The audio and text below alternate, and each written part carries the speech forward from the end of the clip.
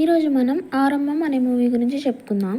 Start చేస్తే మొదటి అధ్యాయమే ముగింపు అని ఉంటుంది. ఒక జైలు చూపిస్తారు. దాని పేరు కాలఘాటి జైల్. జైల్లో ఒక ఖైదీ, తన పేరు బిగేల్. అతను ఒకరోజు నైట్ జైలు నుంచి తప్పించుకుని పారిపోతాడు. చుట్టూ వెతుకుతారు, బట్ ఎక్కడా కనిపించడు. జైలు మొత్తం 40 ఎకరాలలో ఉంటుంది.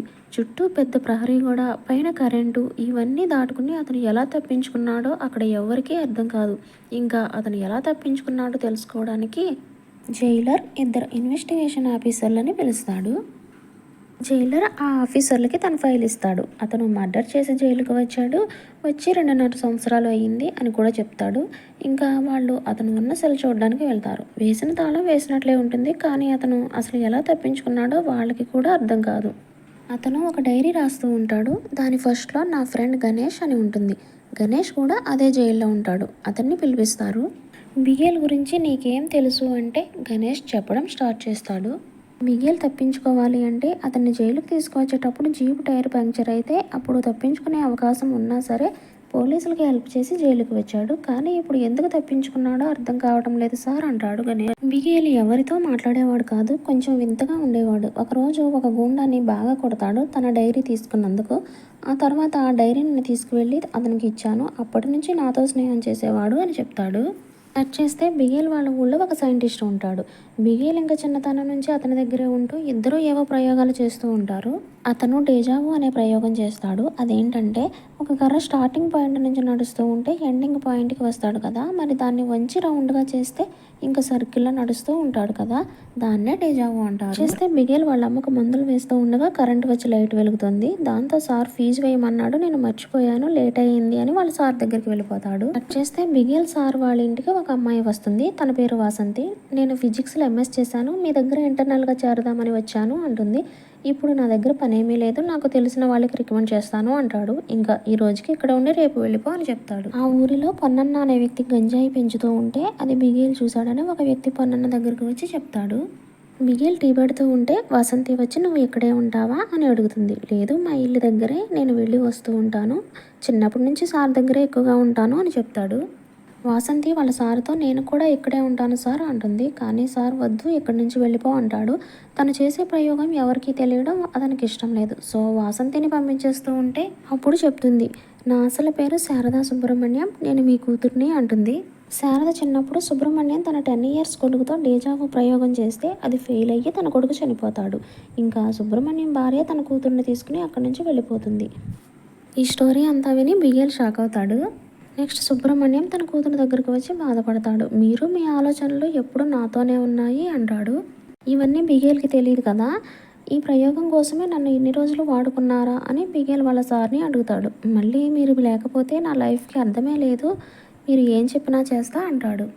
అయితే ఇప్పుడు బిగేల్ సుబ్రహ్మణ్యం దగ్గరికే వెళ్ళి ఉంటాడు అంటాడు ఆఫీసర్. అప్పుడు గణేష్, అయితే బిగేల్ ఫైల్ మీరు చదవలేదా సార్, ఆ సుబ్రహ్మణ్యంని చంపినందుకే కదా బిగేల్ జైలుకి వచ్చాడు అని చెప్తాడు. మళ్ళీ డైరీ చదవడం స్టార్ట్ చేస్తారు. కట్ చేస్తే సార్ ఎక్స్పెరిమెంట్ గురించి చెప్తూ అది ఏంటంటే టైం ట్రావెలింగ్. టైం అనేది ఒక నదిలాగా ముందుకు వెళ్తూనే ఉంటుంది. టైంని ఒక నది అనుకుంటే నది మధ్యలో ఒక దారిలాగా తీసి మళ్ళీ నదిలో కలిపితే ఆ వెళ్ళిన అతను టైంలో వెనక్కి వెళ్తాడు. కానీ అలా వెళ్ళిన వ్యక్తి అదే సర్కిల్లో ఇంకా అక్కడే తిరుగుతూ ఉంటాడు అని చెప్తాడు.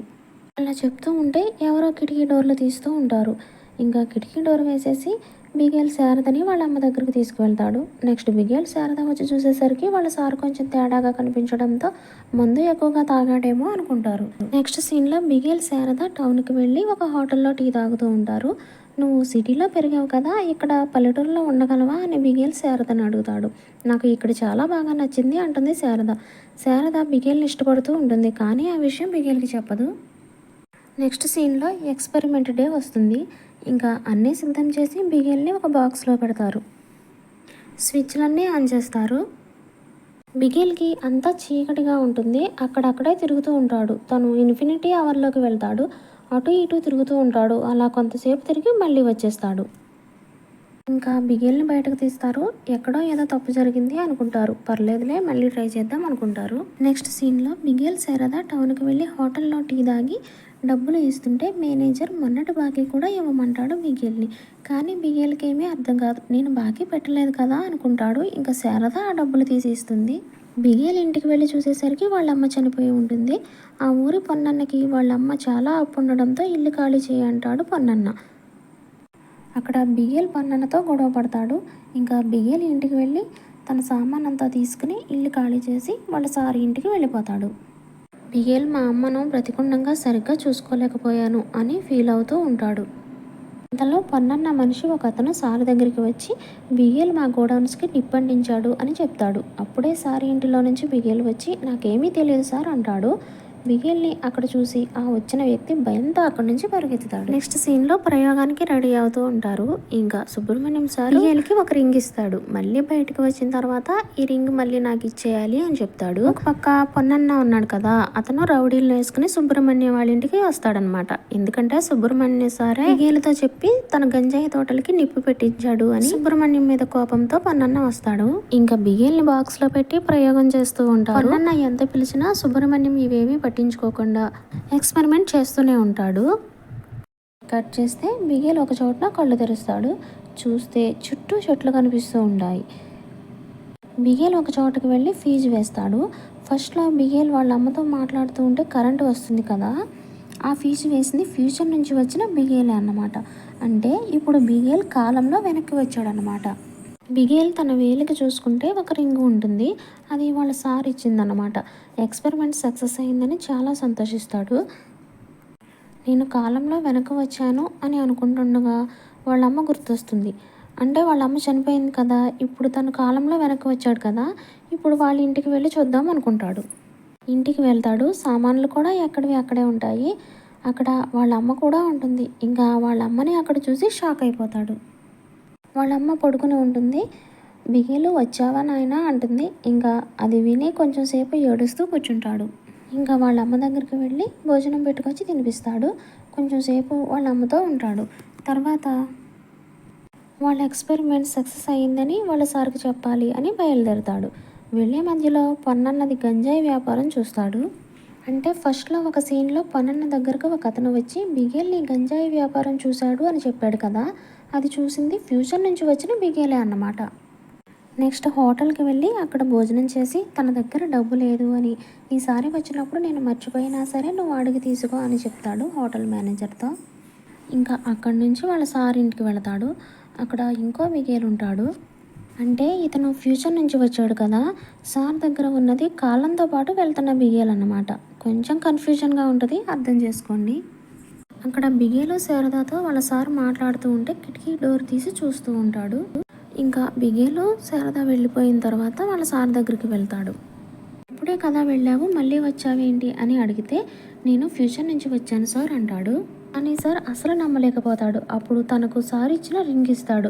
అప్పుడు నమ్ముతాడు సారు. ఇంకా చాలా హ్యాపీ ఫీల్ అవుతాడు. 20 సంవత్సరాల తర్వాత నా కల నిజమైంది అని. ఇప్పుడు బిగేల్ సార్ మా అమ్మ త్వరలో చనిపోబోతుంది, తనని చనిపోకుండా ఎలా ఆపాలి అని అడుగుతాడు. చనిపోయే కాలం తీరిన వాళ్ళని నేనే కాదు ఆ దేవుడు కూడా ఆపలేడు, నువ్వు మీ అమ్మకు కావాల్సిన అన్నిటినీ ఇప్పుడే చేసేయి అంటాడు వాళ్ళ సారు. ఇంకా అతను వెళ్ళిపోతాడు. కానీ తను ఫ్యూచర్ నుంచి వచ్చినట్లు ఎవరికి చెప్పవద్దు అని చెప్తాడు వాళ్ళ సారు. వాళ్ళమ్మ బిగేల్తో గుడికి వెళ్ళాలని, సినిమాకి వెళ్ళాలని, హోటల్కి వెళ్ళి భోజనం చేయాలని, ఒక సోడా తాగాలని, తనతో టైం స్పెండ్ చేయాలని చెప్తూ ఉండేది. కానీ అప్పుడు తన మాట పట్టించుకునేవాడు కాదు. కానీ ఇప్పుడు వాళ్ళమ్మకి అవన్నీ చేయాలి అనుకుంటాడు. ఇంటికి వెళ్ళి వాళ్ళమ్మతో టౌన్కి వెళ్దాం రెడీ అవ్వమంటాడు. ఫస్ట్లో తను నమ్మదు, కానీ తర్వాత చాలా సంతోషిస్తుంది. వాళ్ళు రెడీ అయ్యి టౌన్కి వెళ్తారు. ఫస్ట్ షాప్కి తీసుకెళ్ళి గాజులు కొనిపిస్తాడు. నెక్స్ట్ గుడికి తీసుకువెళ్తాడు. తర్వాత ఒక మూవీకి తీసుకువెళ్తాడు. సినిమా చూసుకుంటూ వాళ్ళమ్మ చాలా సంతోషిస్తుంది. అది చూసి బిగేల్ కూడా చాలా సంతోషపడతాడు. నెక్స్ట్ హోటల్కి తీసుకువెళ్తాడు, భోజనం కనిపిస్తాడు. తర్వాత ఇద్దరు ఫోటో స్టూడియోకి వెళ్ళి ఒక ఫోటో దిగుతారు. నెక్స్ట్ సోడా తాగిస్తాడు. ఇంకా తిరిగి ఊరికి వచ్చేస్తారు. వాళ్ళమ్మ అలా నడుచుకుంటూ వెళ్తూ ఉంటే బిగేల్కి తను చనిపోతుందని ముందే తెలుసు కదా, ఇంకా తనని చూస్తూ ఫీల్ అవుతాడు. నెక్స్ట్ సీన్లో వాళ్ళ అమ్మ చనిపోవడం, అక్కడికి పొన్నన్న వచ్చి బిగేల్తో గొడవ పడడం అన్నీ ఫ్యూచర్ నుంచి వచ్చిన బిగేల్ చెట్టు చాటు నుంచి చూస్తూ ఉంటాడు. పొన్నన్న తన గంజాయి సరుకుని బిగేల్ ఇల్లు ఖాళీ చేశాక అక్కడ పెట్టాలి అనుకుంటూ ఉంటారు. అది విని ఫ్యూచర్ నుంచి వచ్చిన బిగేల్కి కోపం వచ్చి అతని గంజాయి సరుకు నిప్పంటిస్తాడు. కానీ పొన్నన్న దగ్గర ఉన్న కుక్కలు బిగేల్ని పట్టుకోవడంతో పొన్నన్న అతన్ని పట్టుకుని కట్టేసి వాళ్ళ సార్ దగ్గరికి తన మనిషిని పంపిస్తాడు. ఫస్ట్లో ఒక సీన్లో ఒక వ్యక్తి సార్ వాళ్ళ ఇంటికి వచ్చి పొన్నన్న సరుకు నిప్పి పెట్టాడు అని చెప్పాడు కదా, అక్కడ ఇంకో బిగేలు ఉన్నాడు కదా, అది చూసి భయంతో వాడికి ఏమీ అర్థం కాక పరిగెత్తాడన్నమాట. ఇంకా ఎక్స్పెరిమెంట్ డే వస్తుంది. సార్ ఇంటిలో ఎక్స్పెరిమెంట్ స్టార్ట్ చేస్తారు. బిగేల్ని అక్కడ కట్టేసి పొన్నన్న సార్ ఇంటి మీదకి వచ్చి సార్ని పిలుస్తాడు. కానీ అతను రాడు. ఇంకా వీడు కోపంతో ఇంటికి నిప్పంటిస్తాడు. అంతలో శారద వచ్చి పొన్నన్న లోపల ఎక్స్పెరిమెంట్ జరుగుతుంది, బిగేల్ బాక్స్లో ఉన్నాడు అని చెప్తే, బిగేల్ని నా దగ్గర ఉంటే లోపల ఉన్నాడు అని చెప్తావా అంటూ తనని కొడతాడు. ఇంకా మంటలు ఇల్లంతా వ్యాపించి ఎక్స్పెరిమెంట్ రూమ్ వరకు వెళ్ళిపోతాయి. పెద్ద పెద్ద మంటలు వస్తుంటే ఆ ఎక్స్పెరిమెంట్ పేపర్స్, బుక్స్ అన్నీ కిటికీ నుంచి బయటకు విసిరేస్తాడు సారు.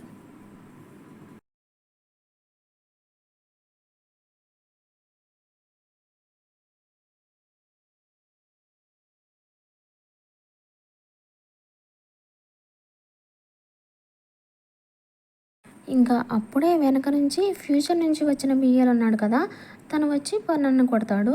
ఇంకా మిగిలిన వాళ్ళు పారిపోతారు. బియ్యలు లోపలికి వెళ్ళి చూసేసరికి వాళ్ళ సార్ క్రింద పడిపోయి ఉంటాడు. ఎక్స్పెరిమెంట్ ఆపకూడదు కదా అని అక్కడే పెద్ద పెద్ద మంటల మధ్యలో చిక్కుకుని చనిపోతాడు వాళ్ళ సారు. ఇంకా బియ్యలు నా వల్లే కదా మీరు చనిపోయారు అని బాధపడతాడు. ఇంకా బాక్స్లో ఉన్న బిగేల్ని లేపి బయటకు తీసుకువస్తాడు. బాక్స్లో ఉన్న బిగేల్ బయటకు వచ్చి శారద పడిపోయి ఉంటే తన దగ్గర కూర్చుంటాడు. అప్పుడే పోలీసులు వచ్చి బిగేలే వాళ్ళ సార్ని చంపాడు అని అతన్ని పోలీసులు తీసుకువెళ్తారు. అంటే ఎక్స్పెరిమెంట్ మధ్యలో ఆగిపోయింది కదా, అందుకే ఇప్పుడు ఇద్దరు బిగేళ్ళు వచ్చారన్నమాట.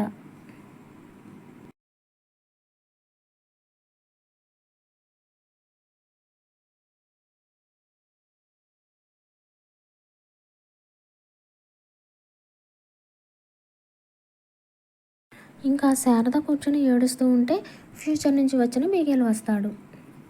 ఎక్స్పెరిమెంట్ సక్సెస్ అవ్వలేదు అని, సార్ చనిపోయారు అని శారద ఏడుస్తూ ఉంటే బిగేల్ నవ్వుతూ ఎక్స్పెరిమెంట్ సక్సెస్ అయ్యింది, నేను ఫ్యూచర్ నుంచే వచ్చాను అని రింగ్ చూపిస్తాడు. ఇప్పుడు ఆఫీసర్కి ఏదో అర్థమయ్యి ఒక పోలీసుని పిలిచి బిగేల్ని జైల్లో ఎవరైనా కలిసారా అంటే ఒక అమ్మాయి వచ్చి కలిసింది సార్ అంటాడు. తర్వాత బిగేల్ ఎక్కడికైనా పక్కకి వెళ్ళాడా అని అడిగితే అప్పుడు ఒకసారి బాత్రూమ్కి వెళ్ళాడు సార్ అని చెప్తాడు.